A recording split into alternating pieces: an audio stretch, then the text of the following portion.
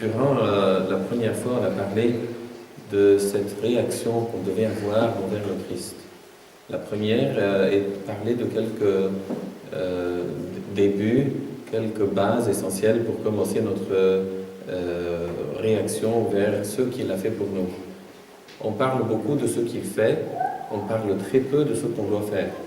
Et c'est pour cela qu'on a parlé la première fois essentiellement d'écouter, d'avoir la possibilité de, en écoutant, réagir à la parole du Seigneur, la prendre et l'utiliser, l'observer, et ensuite, parce qu'on trouvera parfois des difficultés à cette pratique, on va le prier, le supplier de venir en nous, nous aider à vivre sa parole et lui demander pardon quand on ne la vive pas comme il voudrait.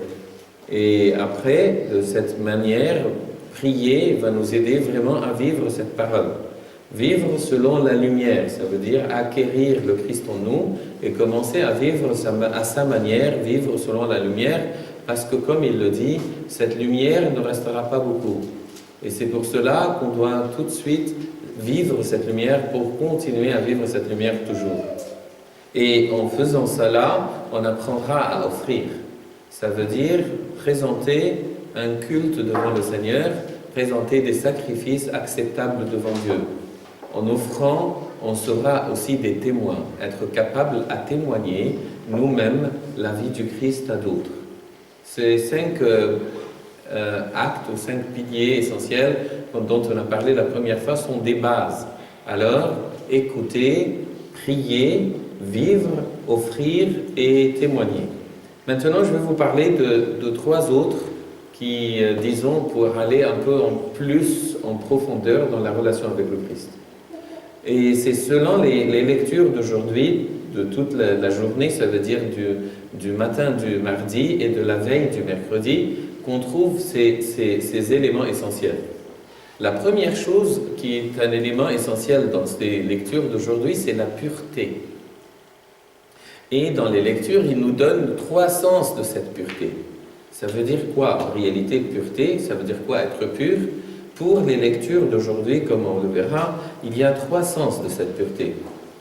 1, pur, ça veut dire sans aucun mélange, sans amalgame.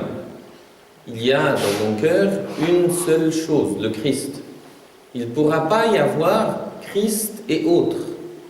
Et il fait une ressemblance avec les métaux en disant que vous êtes un métal impur. Pourquoi impur? Parce que vous êtes formé de cuivre, d'étain, de fer et d'autres choses. Si notre cœur a plusieurs compositions, ça veut dire j'aime le Seigneur, mais j'aime aussi d'autres choses en dehors du Seigneur. Des choses qui peut-être pas, disons, qui ne pourraient pas aller avec l'amour du Seigneur. Et un cœur qui a d'autres amours est un cœur divisé, c'est pas un cœur pur. Toute division dans notre vie fait que nous ne sommes pas purs. Ça, c'est la première forme d'impureté, et on doit être pur. La deuxième chose, il nous parle aussi, dans une des paraboles qu'il nous cite aujourd'hui, c'est la parabole de la noce. Et à la noce, le Seigneur invite tout le monde, et pas tout le monde s'excuse, et ensuite il commence à ouvrir les portes pour faire entrer tout le monde qui peut rentrer. Et il y a une personne qui n'a pas l'habit de noces. Et cet habit qu'elle portait n'est pas pur au regard du Seigneur. Et l'habit de noces est le baptême pour nous. Et l'habit de noces est le baptême, mais on sait tous que parfois, après être baptisé, et comme on ne vit pas exactement comme l'habit l'exige, alors on salit notre habit de noces, et cet habit de noces est remis en état par la repentance continuelle, comme le dit saint Augustin, qui dit que les larmes de la repentance est un renouveau de notre baptême. Et notre profondeur de pureté vient de là. Si je vais vraiment vivre pur, ça veut dire unifier mon cœur dans l'amour du Seigneur, pas de mélange. Et deuxième chose, toujours garder l'habit de noces pur. Ça veut dire toujours être en état de repentance pour garder cet habit pur. La troisième chose dans l'histoire de la pureté, c'est que ça vient de soi, c'est que l'hypocrisie fait que l'homme est impur. Pourquoi? Parce que c'est encore peut-être une forme de mélange, mais elle est citée très clairement. Le Seigneur parle aux pharisiens et il leur parle de leur impureté et il maudit cette impureté. Et nous comprenons tous que cette impureté, c'est l'hypocrisie. L'hypocrisie veut dire que l'intérieur n'est pas comme l'extérieur, c'est une forme d'impureté parce que les gens ont tendance parfois à essayer, au lieu de faire plaisir au Seigneur, de faire plaisir aux hommes. Et c'est pour cela qu'ils sont impurs, parce qu'ils gardent cette hypocrisie à l'intérieur. Ce n'est pas une manière qui plaît à Dieu, et le Christ est très sévère en parlant de ce défaut. Ces trois éléments sont trois éléments pour nous parler aujourd'hui, selon les textes d'aujourd'hui, de cette histoire de pureté. Pour être pur, ton cœur doit être uni dans l'amour du Seigneur. Pour être pur, tu dois vivre selon l'habit de baptême que tu avais reçu et toujours le garder purifié par la repentance. Pour être pur, tu dois toujours avoir un intérieur aussi propre que parfois l'extérieur que tu montres et de chasser par cela toute hypocrisie. Ça, c'était le premier élément qu'on voit aujourd'hui dans les textes. Le deuxième élément qu'on voit aujourd'hui, c'est les fruits. Il nous parle clairement, depuis hier, depuis qu'il avait maudit le figuier sans fruits, on voit clairement qu'on doit avoir des fruits dans notre vie. Une vie chrétienne sans fruits ne plaît pas à Dieu. Comme un figuier qui a des feuilles mais qui n'a pas de fruits. On se demandait, mais pourquoi le Seigneur maudit-il cet arbre? Peut-être il aura des fruits. En réalité, il était trompeur. Il était trompeur parce que le figuier a ses fruits qui commencent à apparaître avec les feuilles. Alors, en faisant montrer des feuilles, peut-être ce n'était pas le temps, comme le dit l'évangile de Saint Marc, ce n'était pas le temps des figues. Alors, il ne devait pas montrer des feuilles vertes et grandes, et s'il avait des feuilles, on devait trouver en lui des fruits. Et les figues, le figuier a une autre qualité, c'est qu'il a des figues qui apparaissent un peu plus tôt que d'autres. Ça veut dire qu'il présente ses fruits sur 2 temps, avancé et retardé. Et le figuier n'avait rien en lui. Il avait seulement ces feuilles qui se montraient, ce qui était une forme d'hypocrisie également. Et ce qui fait la première relation, tu dois avoir des fruits. Et ces fruits aussi ont quelques critères. Le premier, c'est que les fruits que le Seigneur nous demande sont des fruits de la qualité de ses dons. Ça veut dire le Seigneur, le don qu'il nous donne, ce n'est pas un don matériel. Il nous donne son esprit. Et les fruits doivent être des fruits de l'esprit. Ça veut dire, je ne pourrais pas seulement citer des actes matériels qui soient communs à peut-être beaucoup de gens, sans être faits par le Saint-Esprit en nous. Les fruits doivent être de la qualité du don. La deuxième chose, le fruit vient de cette force. Ça veut dire, s'il doit venir de cette qualité, alors il doit apparaître par la force du Seigneur. Par exemple, quand on parle d'un service, Saint Pierre dit dans son épître que si quelqu'un parle, il doit dire les paroles de Dieu. Et s'il agit, il doit agir selon la force que Dieu donne. Alors si je dépends, par exemple, dans mes actes sur mon physique, sur mes capacités intellectuelles, mes capacités de toute nature, alors je ne donne pas vraiment un fruit de Dieu. Le fruit de Dieu doit être fait par l'Esprit de Dieu en moi. Ça veut dire, j'ai donné un temps au Seigneur de travailler en moi et il a donné des fruits. La première chose, le fruit doit être du même genre, de la même qualité que le don. La deuxième chose, les fruits doivent être produits par la force de ce don. Et c'est pour cela qu'on peut, par exemple, citer les fruits de l'esprit que vous connaissez, qui sont cités dans l'épître de Saint Paul aux Galates et qui parlent de joie, de paix, d'amour, de chasteté. Tout cela sont des fruits de la nature de l'esprit, et l'esprit les produit en nous. C'est pour cela que ce sont de vrais fruits. La troisième qualité qu'il nous décrit aussi dans ses écrits aujourd'hui, c'est un fruit qui est nécessaire pour la continuité. Ça veut dire, sans fruits, on périt. Ceux qui n'ont pas de fruits vont périr. Si, par exemple, et cela on le voit très clairement dans la parabole qui est très connue pour être la parabole de la veille du mercredi, la parabole des 5 vierges sages et les 5 insensés. En réalité, les deux groupes, ça veut dire les 5 sages et les 5 insensés, avaient reçu un certain don du Seigneur. Et ce don était le Saint-Esprit, ça veut dire l'huile dans leur lampe. Et si on applique le premier critère, elles devaient produire aussi de l'huile dans leur vase, à côté de l'huile qui était dans les lampes. Les sages avaient fait cela. Elles avaient de l'huile extérieure à leur lampe, dans des vases, dans des récipients. Les autres, les insensés, avaient l'huile dans les vases, mais pas dans les récipients extérieurs. Elles n'avaient pas produit de fruits. Et pour cela, elles étaient renvoyées. Quand elles ont cherché à prendre l'huile des sages, elles n'ont pas pu. Mais enfin, quand elles sont venues plus tard, la porte était fermée et le Seigneur leur a dit « Je ne vous connais pas ». Et c'est ce qui veut dire qu'elles n'ont pas de vie éternelle. Elles avaient eu le Saint-Esprit durant leur vie. Je ne sais pas si vous comprenez cette histoire. En réalité, les lampes donnent le symbole du Saint-Esprit qu'on prend dans le sacrement du baptême et de la confirmation. Et ces lampes étaient allumées jusqu'à la fin. Quand elles s'endorment toutes, dormir ici, c'était le signe de la mort. Et quand elles se réveillent toutes, elles se réveillent pour être jugées. Ça veut dire c'est la résurrection des corps.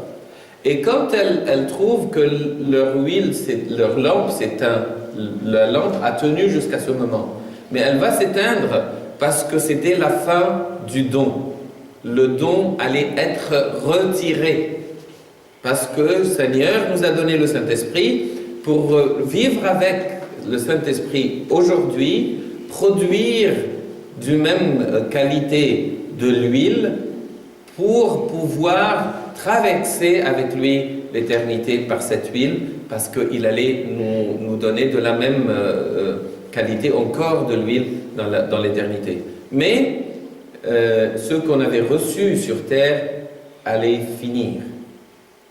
Et c'est pour cela que c'était nécessaire, c'est la troisième qualité de ce fruit. Ce fruit doit être du même genre des dons. Ce fruit doit être fait par la force du Saint-Esprit lui-même. Ça veut dire de la même qualité et de la même source, de la même force. Ce fruit était nécessaire pour vivre. Celui qui n'en a pas, en mourra. Parce qu'on va lui retirer ce qu'il avait. Et c'est ce qu'on voit dans la parabole des talents. Parce qu'aujourd'hui aussi, il y a l'autre parabole des talents. Ça veut dire quoi, la parabole des talents? On voit que le Seigneur donne à ses serviteurs des talents. Il en donne 5 à quelqu'un, il en donne 3 à un autre, et au dernier, il donne 1. Et ceux qui ont travaillé leurs talents ont produit aussi des talents. Ça veut dire, ils ont fait aussi la première règle. Ils ont pris des talents, ils ont produit un fruit de la même nature. Ils ont produit 5 talents. Cela a été fait sûrement par la force du Saint-Esprit en eux, et quand on va les juger, le Seigneur va dire, ceux qui ont produit, on leur donnera encore plus, et ceux qui n'ont pas produit, ça veut dire celui qui avait le 1, on va lui retirer ce qu'il avait. Il va perdre sa vie. Et c'est pour cela que c'était nécessaire. Et la dernière chose dans les qualités de ce fruit, c'est que le fruit dans le service, ça veut dire le fruit n'est pas seulement pour être utilisé seulement personnellement. Ce fruit que le Seigneur donne, le Saint-Esprit, est une source.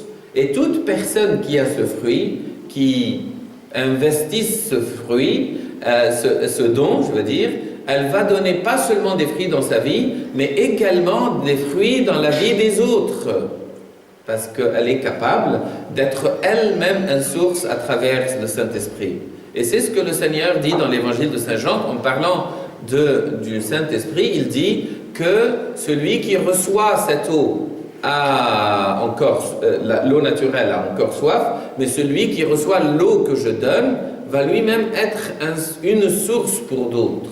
Et c'est ce qu'on voit toujours dans la vie des saints. Ils ne sont pas seulement des personnes qui produisent des fruits dans leur vie, mais qui aident beaucoup d'autres personnes aussi à percevoir le chemin du Seigneur et à vivre dans le chemin du Seigneur. Et vous connaissez tous cette phrase qui a été dite à Saint Antoine le Grand, quand un de ses disciples ne posait pas de questions, il lui a dit « Mais pourquoi tu ne poses pas de questions ?»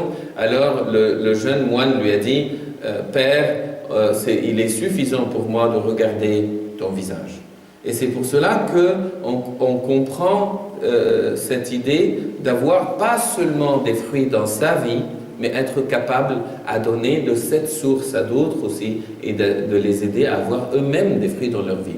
Alors le fruit a 4 éléments essentiels. 1, il doit être de la nature des talents. 2, il doit être fait par le Saint-Esprit pour donner les fruits de l'Esprit, comme on a dit dans l'Épître de Galates. 3, il doit être là, parce que si on n'en a pas, on meurt. Celui qui n'a pas de fruits de l'Esprit dans sa vie, on mourra. Et 4e, celui qui en a de ce fruit, celui qui investit ce fruit dans sa vie, il est capable d'aider des autres, d'illuminer la vie des autres par le fruit, par le Saint-Esprit qu'il a reçu. La première chose était la pureté. Et la deuxième chose était les fruits. Et la troisième chose, c'est de veiller. Aujourd'hui, parce que c'est la parabole des vierges, des sages et insensés, c'est la parabole des talents, c'est la parabole aussi des serviteurs qui attendent leur maître. Et ces serviteurs qui attendent leur maître, il y a un petit défaut, une petite difficulté, qu'ils ne savent pas quand est-ce qu'il vient. Et c'est pour cela que le Seigneur lui-même dit « Veillez parce que vous ne connaissez pas l'heure ni le moment où le maître va venir ». Et cette veille aussi a aussi quelques critères. Le premier critère, c'est une vigilance. Ça veut dire quoi? Une veille qui est une vigilance, ça veut dire c'est quelqu'un qui regarde bien ce qui se passe dans sa vie. C'est une vigilance. Une vigilance parce que je dois voir des choses qui m'entourent et parfois je ne déchiffre pas. Et une des choses qui est essentielle, par exemple, et qui est une raison de jugement à la fin de la vie, c'est que le Seigneur dit « parce que j'avais faim et vous m'avez nourri, parce que j'étais malade et vous m'avez visité ». Et les personnes vont dire « mais Seigneur, quand est-ce qu'on t'a vu ayant faim et te nourrir? Et quand est-ce qu'on t'a vu malade et on t'a visité ?» Et il dit « chaque fois que vous avez fait cela à mes petits frères, vous me l'avez fait ». Et on voit que avec cette vigilance, ils avaient suivi la parole du Seigneur et ils avaient accompli la parole du Seigneur. Et les autres, ils diront, mais quand est-ce qu'on t'a vu ayant faim et on ne t'a pas nourri? Et il va dire, c'est chaque fois que vous n'avez pas fait cela à mes petits frères que vous ne l'avez pas fait. Cette vigilance veut dire des yeux ouverts, ce que je dois vivre, ce que je dois faire. C'est une vigilance essentielle, c'est une veille essentielle. Parce que parfois, c'est comme si on passait à côté des choses. Par exemple, je vois quelqu'un dans le besoin, on en a parlé. Mais aussi, peut-être, à cause d'une certaine querelle entre amis, je suis incapable de pardonner. Et si je ne vois pas que je dois pardonner, je passe à côté de cela. Je ne suis pas en veille. Parfois, je vois quelqu'un qui a besoin d'un soutien, peut-être pas matériel, et je ne le fais pas. Et le Seigneur prépare pour nous des quantités d'actions où on pourrait vraiment c'est pas vraiment nous qui faisons, mais on pourrait à travers ces actions bénéficier de ces dons, parce que c'est comme si on le servait lui-même. Et c'est de cela qu'il parle. La première veille qu'il nous demande, c'est une vigilance. Attention, faites attention, le Seigneur met sur votre chemin de bonnes actions. Allez récolter ces bonnes actions. La deuxième chose, de la veille, comme il le dit aussi dans ses textes aujourd'hui, c'est une attente. Est-ce que je veille de cette manière? Est-ce que je suis vraiment en attente de ce que le Seigneur vienne? Je suis en attente. Je chante avec l'Église, je prie avec l'Église en disant « Seigneur, je t'attends. Amen. Viens, Seigneur Jésus-Christ », comme le dit Saint Jean à la fin de l'Apocalypse. Est-ce que je suis dans cette attente? Ou je suis perdu dans ce que je fais? Je suis toujours dans ce que je planifie pour ma vie matérielle. Je fais des choses, je planifie des choses. Je suis toujours pris dans cela. Dans un travail, dans des études, dans d'autres préparations. Quels que soient les soucis, moi je suis pris par ces soucis. Veiller veut dire être concentré sur ce point. Je suis quelqu'un qui est en attente du Seigneur. La première chose, c'était la vigilance. La deuxième, c'est veiller vraiment en attente de la venue du Seigneur. La troisième chose, c'est une responsabilité. C'est comme si quelqu'un veille sur ses enfants, on dit, ou veille pour continuer un travail qui n'est pas fini. C'est une responsabilité. Et quand on veut s'exprimer de quelqu'un qui est responsable de quelque chose, alors il dit, je veille à ce que cela soit fait comme on doit le faire. Alors, veiller ici veut dire quelqu'un qui regarde bien sa responsabilité et veille sur l'accomplissement de cette responsabilité. Et c'est pour cela que c'est une veille qui a besoin d'être parfois réveillée elle-même. Je dois veiller sur mon temps, parce qu'on en perd beaucoup. Et la Bible nous apprend que les jours sont vilaines, sont mauvaises. Alors attention, parce qu'on peut perdre le temps sans faire attention. On peut le perdre facilement et on le fait. Je perds mon temps avec n'importe quoi. Parfois, je perds mon temps avec un bavardage qui n'a rien de positif.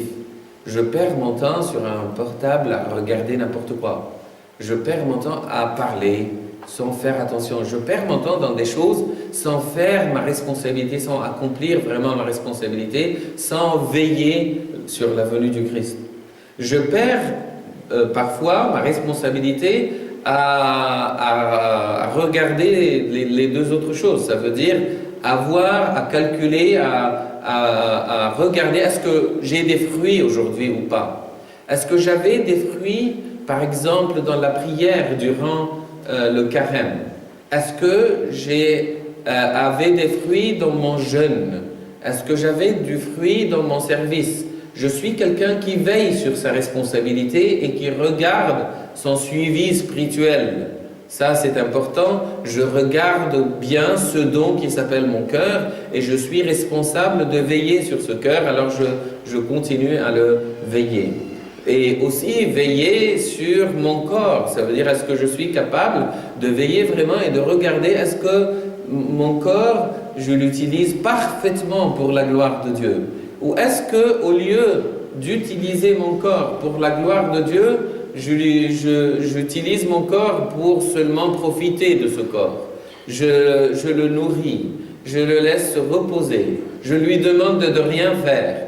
Et au lieu d'utiliser ce corps pour la gloire de Dieu, il devient lui-même un objectif, pas un outil pour la gloire de Dieu. Je ne veille pas sur mon corps. Je ne veille pas aussi sur mes dons de capacité, d'intellectuel, de tous les dons humains que je peux avoir, que ce soit des dons matériaux que le Seigneur m'a donnés, comme j'ai une certaine richesse ou un certain don, une capacité de travailler dans tous les domaines. Je ne veille pas que ces capacités soient aussi dans le chemin de la gloire de Dieu. Je ne cherche pas à glorifier le Seigneur par ce que j'ai reçu de lui. Et finalement aussi mes possessions, quelle que soit cette possession, je ne les utilise pas vraiment pour le but de glorifier le Seigneur. Je les utilise plutôt pour me faire plaisir et je ne veille pas à ce que je devais veiller. 3 choses essentielles aujourd'hui. On doit avoir la pureté, ça veut dire un cœur uni, un cœur sans mélange, un habit de noces gardé toujours pur, et pas d'hypocrisie. La deuxième chose, je dois avoir un fruit. Ce fruit est du genre du don, de la force du Saint-Esprit. C'est un fruit nécessaire pour que je vive. Et finalement, c'est un fruit qui peut aider d'autres personnes à avoir des fruits. Et la troisième chose, c'est la veille. Je dois être vigilant dans l'attente du Seigneur et responsable, et que la gloire soit toujours à son nom. Amen.